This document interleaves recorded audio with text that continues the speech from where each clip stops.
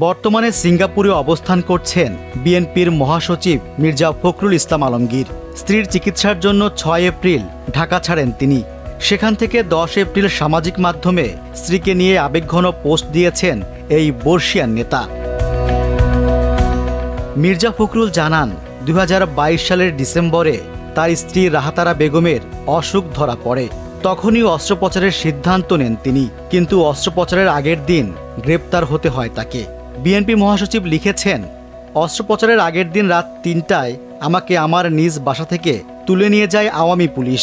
আমার মেয়ে ঢাকায় ছুটে আসে। যখন আমার স্ত্রীর শরীরে অস্ত্রোপচার চলছিল তখন আমি ছিলাম কারাগারে।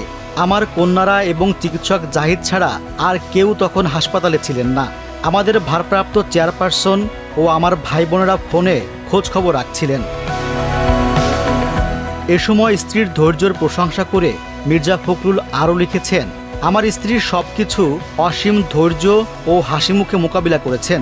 তিনি দীর্ঘদিন ধরে চলা জটিল চিকিৎসার বিষয়টি শুধু সহ্য করেননি, একই সঙ্গে প্রায় ৫০ বছর ধরে আমাদের পারিবারিক বিভিন্ন চ্যালেঞ্জও মোকাবিলা করেছেন।